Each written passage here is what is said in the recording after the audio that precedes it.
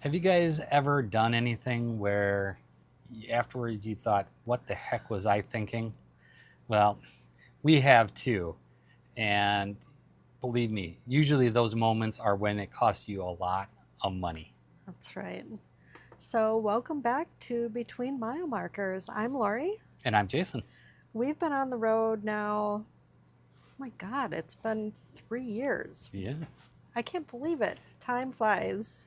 Anyway, we've been on the road for 3 years now, and we've learned a lot. And we have made a lot of mistakes. We have. So in today's video, we're going to be covering some of our biggest mistakes that we made in our first 3 years. And hopefully you guys find them comical. Maybe. And maybe.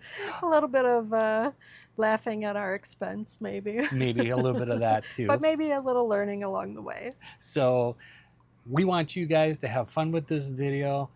Go get your libations. We'll wait. Pause for a minute. We have our own. We have ours. It's story time. It's story time. Before we get started though, we want to ask you guys to please like this video, subscribe to our channel below, and don't forget to hit that notifications button so you guys get notified every time we drop a new video. So are we ready to do this? Let's do it. All right. So let's go back to the very beginning. Ooh. When we we picked up Lennon and we drove to Texas, and we set up, and we were there for 3.5 weeks, I think. And during those 3 weeks, we felt, or at least I felt, and we didn't really say anything to each other, but we felt like we were going kind of downhill, Actually, on an angle. I think I actually did say something because I was working at the dinette and my back was really hurting because I felt like I was always leaning forward. That's right. So anyway, fast forward to, we went through our entire first 3 weeks, and we put the sticker on the slide, and we were just proud of ourselves for getting out there and functioning and doing our thing for 3 weeks. Well, so we move on to our second location, and we're like, when we set up, we were more level, and we had no idea that we were so uneven the very first time until we were level the second time. Yeah. Keep in mind, when we were in Texas, we were sitting on a concrete pad. We weren't on gravel. It was level. It's just that Lennon was not. Right. And what we didn't know, the newbie mistake that we made is we've got automatic levelers on our rig. And the mistake that we made is we assumed that when you hit auto level, it's going to level that thing till it's level automatically. Right. And it said that it was level. But what we didn't know is that you have to actually go and level it and then set the machine to set it exactly to where it should be level. So it was after that first trip, we bought our first 4-foot level so we can make sure that we level manually. And we did reset our Bigfoot leveling system to now be true to level, but we still double check every single time. Every single time. And thank God we didn't ruin anything, because our slide has never slid out that far before. Nope. Again. Nope. So thank God. The sticker we put on was actually off because we were so unlevel. Yeah. So thank goodness we didn't have any major damage. We learned. Yeah. We moved on. We know better. Just make sure you're level. Yep. So speaking of moving on, let's move on to the next one. That's right. So our next story comes the day that we were leaving Wisconsin for New Zealand to fly there for our daughter's wedding. Would you hold the goddamn hammering, please? Now, we were just packing up in our RV park, and we needed to stop at the dump station to clean our tanks because we were going to be gone for 2 weeks. We didn't want anything smelling and who knows what during the couple weeks we were gone. Right. So. And honestly, at this time, I was using our backflusher to clean our tanks because another mistake because I didn't know how to do it the normal way. So I had done the black tank, and that was all done, and I moved on to the gray tank, and Would you hold the goddamn hammering, please? I'm putting water into the gray tank to flush it, and I've got my water meter on it to see how much water I'm putting into it. And Lori's on this side of the rig. I'm on the other side. I don't know what I was doing over there, but I'm like, started screaming like, whatever you're doing, stop, because there's water coming off the top of the rig. It's like pouring down the side from the top of the rig. So I quickly shut off all the water. We're like, what in the world is going on? And I drained the water out of the gray tank, and I go up on the roof, and there was water coming off out of the exhaust for those. Pouring out. I was like, what the heck happened? And we don't have time to troubleshoot because we have to drive and then catch a flight, and we're like, what in the world? Right. So we took the RV over to our friend's house where we were storing it, and we flew off to New Zealand. 2 weeks later, we come back, we finally start to troubleshoot this thing, and now water was not going down our sinks. And we were like, what the heck is going on? So I start tearing things apart, and that's when I learned about these things called a Hep V valve, which are a little flap that's in line with your drains that prevents water from coming up. And apparently what I did was when I was filling that tank, the pressure turned them inside out. Kind of like a balloon. Which was a good thing because that means that we didn't have water coming out of our sinks from overflowing the gray tank. But at the same time, I had to take every drain apart and turn these valves right side out the right way. Again, luckily it did not cause any damage, didn't cost us anything except some time and frustration. Right. But moral of the story here is you really don't need to backflush your gray tank. If you run some hot water and some cleaner through it, you're just fine. That's right. And you could sanitize it here and there, but for the most part, what Jason said. Moving on to the next one now is backflushing the onboard water. Well, we weren't backflushing. We would stop because we needed to fill up our fresh water tank. That's right. Yes, we were going to fill up our freshwater tank, which we had never done before. We had no idea what we were doing. So, again, another learning lesson. Learning lesson? When you look at your Lesson controls, yeah, when you look at your controls for your tanks and your flushing, make sure you hook your hose up to the right one, because I was in a hurry. I was not paying attention, and I hooked our hose up to our black water flush valve instead of the fresh water fill valve, which thank God they are right next to each other. They are. But they are different colors. Thank God I was inside doing things and I heard like a bubbling up or whatever, and all of a sudden I see water flowing in the out of the toilet. I'm like, shut it off. So I quickly shut it off, and I see water dripping out the other side of the rig, and I'm like, oh my gosh. I knew exactly what I did when I did it.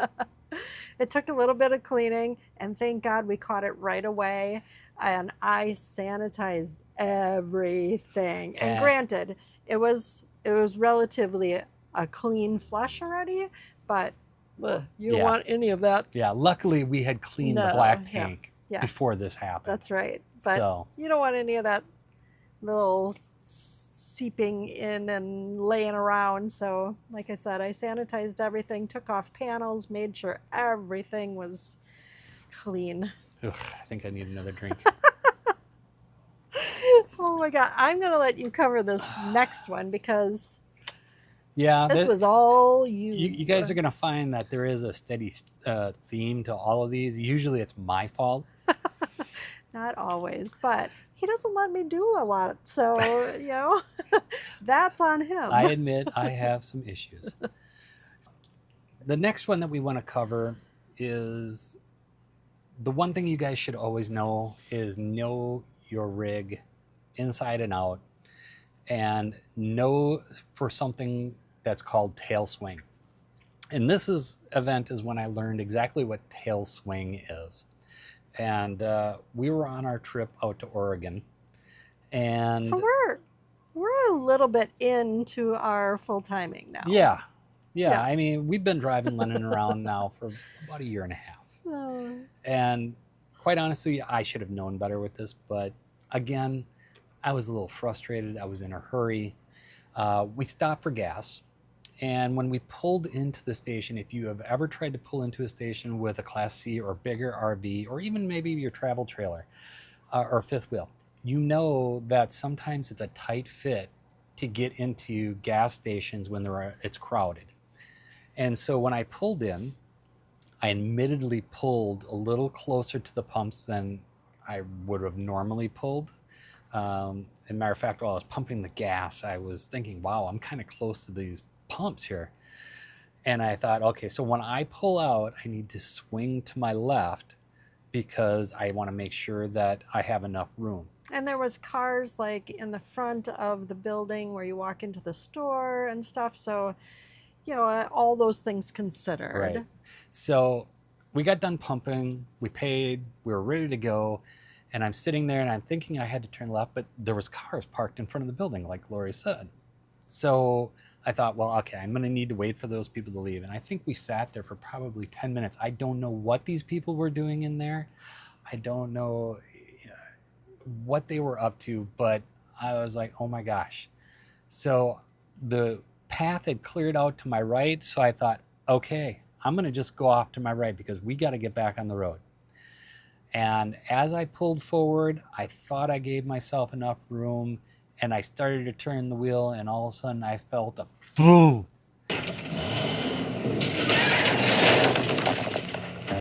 And we looked at each other and we're like, oh, that can't be good. What was that?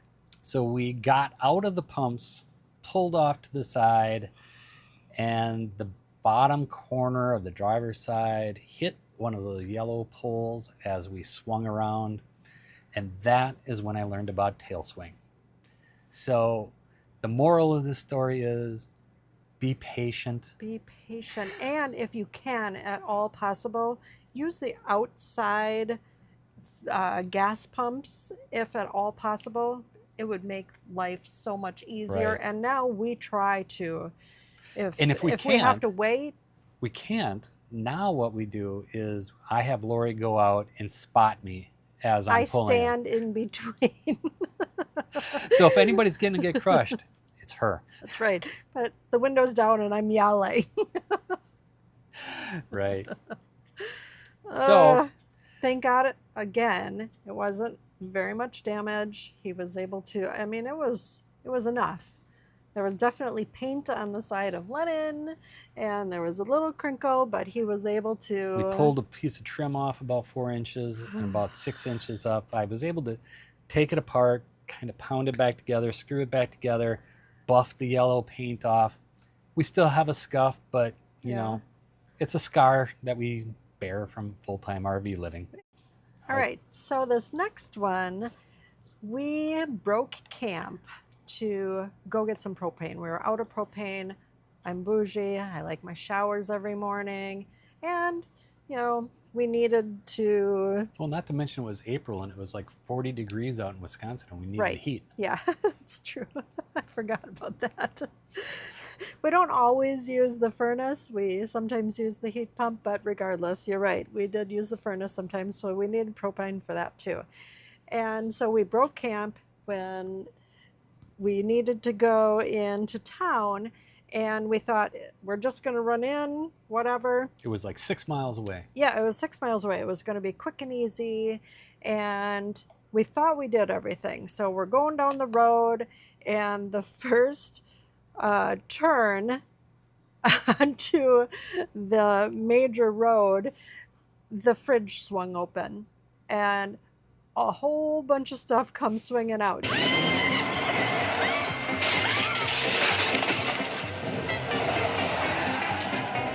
So I typically are in charge of the inside, and I forgot to secure the refrigerator. So typically when we break down, I put these inserts in to hold stuff back in the shelves, and then also the bungee cord that goes across the doors. But we were only going 6 miles. Right, but I totally didn't even think about it. So I'm freaking out. I run back. Thank God we're in a Class C and I can see what's happening. And so I'm standing in between the counter and the refrigerator, holding the doors shut until we get 6 miles down the road where I can clean up the mess and then secure the fridge properly before we take off back to camp. So it's not all me. It's not all you. But most of them are. And we didn't have a checklist at the time, and we were in a hurry, just thinking we were going to go quick to fill up our propane. And oh my gosh, lesson learned. That's right. So let's move on to the next. I'm going to have you cover this one too. Okay. Since you're so controlling and won't let me drive.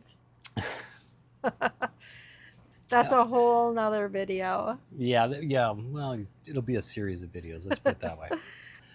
For our next one that we're going to talk about, this one comes from when we were out at Custer State Park, South Dakota. If you've never been there, put it on your bucket list. Absolutely. It is an awesome place to visit. We spent an entire week there just exploring the one state park. Go do it. Now, where the problem came is when we needed to leave. And again, this is all on me because, well, you'll just see. I mean, as we were breaking down, we had broken down, we've secured the fridge, we've gotten everything packed up. The only thing we had to do is we had to hook up Yoko to the back so we could tow her away. Now, as we're backing out, Lori is in Yoko and she's moving out of the way so that I can swing the rig out and she can pull behind me. So we're in a straight line so we can just hook up Right. Yoko Get a- and then get a take line out, of sight. out of the park. Right. And as she moves out of my vision, I didn't know where she went. And if you've ever backed up a bigger rig, you have a lot of blind spots. And I was so concerned as to where she was, I was not watching my rear view camera. Right, we have a backup camera. A backup camera. And so as I'm looking out the side windows, looking for her, not watching the backup camera, I backed into a concrete, I can almost only describe it as like a concrete culvert that they've turned on their side, which is protecting a pole, which that's exactly why it's there, to protect the pole. Now, I didn't hit it hard. No, but I'm in Yoko watching this all happen, and I'm like, stop, stop. And of course, he can't hear me because I'm way Got the off windows to the up. side. I've got the windows up. Nobody can hear anybody. Oh, So but I seen him kiss it. kissed it just enough, and I was like, oh. So as soon as that happens, I look, I see exactly where she's at. I'm like, all right, well, I get out, we take a look. There's no damage to the concrete thing that I bumped into. Everything seems to be fine, so we go to hook up Yoko.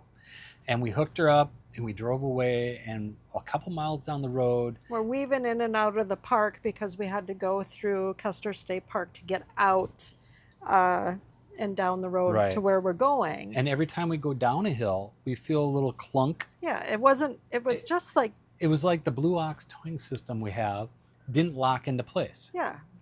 And we were like, what the heck is that? So we got through the park. We drove 10 miles that way, and we were like, we got to take a look. So we got to the ranger station. We pulled off over there, and we took a look at it. And here's what I did is when I hit that concrete barrier, I put a little dent in our Blue Ox towing system. It was so small. But it was large enough that the piston would not move back and forth anymore. So it wouldn't lock into place. It wouldn't kind of go and do its thing. And at that point, we were like, we cannot tow this vehicle like this. No. Because we had another 700 miles to go to Wisconsin. So for our last 700 miles, Lori had to chase me across Iowa, Minnesota, and into Wisconsin. Yep. So the moral of this story is, again, Pay attention to your surroundings. Pay attention to your surroundings. Don't be worried about your wife and where she is. Don't move too quickly. and look at your backup camera. And watch your backup cameras, because now, if you guys see here, I did notice that I did bend the bumper bracket a little bit. So now our bumper is not completely straight on the back of Lennon any longer, which is going to cost us some money to fix. So with this, we did end up spending quite a bit of money because we had to replace the Blue Ox towing system, at least the tow bar. So again, guys, just be careful and, know what you're backing up into if you're going to back into anything. Let's hope you don't back into anything. Right. So let's just take a drink and a deep breath. So the next one we're going to go into is, again, about leveling. We were in a spot that we were very unlevel, and we decided to buy some ramps to go up and not use our jacks so much with the leveling blocks and things like that. They were Camco racks. And So then almost like car racks you drive your car up on when you want to change your oil. Very, very nice. They worked great. However, we were thinking that we were just going to back up a little bit and then pull forward onto these ramps. And what I forgot was that I am not only sometimes absent-minded, but I'm a bit of a neat freak. And with our 30 amp electrical cord, I like to coil that up and put that underneath the rig, kind of stow it out of the way so it's not shown, it's not an eyesore. Tidied up. Yeah. But when you go to back your rig up to pull it up on some ramps, you really do need to remember to unplug your cable from the rig so that you don't drive over the top of it and, well, almost rip it right out of Lennon. Right. Thank God it didn't happen, but I happened to look into my rear view mirror as it was being pulled on and went, probably not a good idea. Probably not. So that could have been a major expense, replacing the entire plug-in and a new cable and all that kind of stuff. So thank goodness it was boils caught, down to, but a lot of these boil down to taking our time, making sure things are unplugged and things are done correctly. It's when you're in a hurry and just want to get things done that mistakes are made. Right. So let's just let's call that one a lesson learned, and we'll move on. So our next one is something that I think is pretty common. I think a lot of people do this, especially if you have a travel trailer or a Class A or even Class C. Maybe not so much Class Bs, but we got to a point where we were going to be Moochdocking with some of our friends out in the country in Wisconsin. And he's got a driveway that does kind of a circle. It's a gravel driveway, gravel and grass, a very rural area. And we back up next to his barn when we want to Moochdog with him. And one of the things that he's got in the middle of his circle is a very old oak tree. yeah, It's got to be a minimum 150 years old. it's beautiful. But it does have some low-hanging branches. And I know that they're there. And I've been to his house hundreds of times. Yeah, countless times. But for some reason, this time I pulled in with Lennon, and you get around the circle and you got to back up into the spot next to the barn. But I came in a little hot, I think, and I hit one of those low-hanging branches right into the front cab of Lennon, onto the roof, kind of like right there on that seam. And as soon as I hit it, I hit the brakes, and I thought, ooh, that's going to leave a mark. And it did. But luckily, it was only a scuff in the paint. It was a scuff. Thank God. It was able to be buffed out.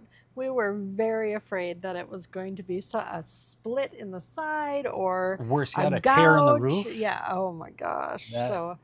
So the one thing you guys need to know is know the height of your rig. That's just the standard when you hit the road. And when you're pulling into things, it was a little hard to judge because I was going downhill a little bit, but at the same time, I've been there hundreds of times. I know Right. that branch is there, Yep. and I just wasn't thinking. So Pay attention, pay attention, pay attention to where you're parking and the height of your rig. That's right. So we'll drink to that one. Would you hold the goddamn hammering, please? All right, so what do we got next? So this one is kind of on me.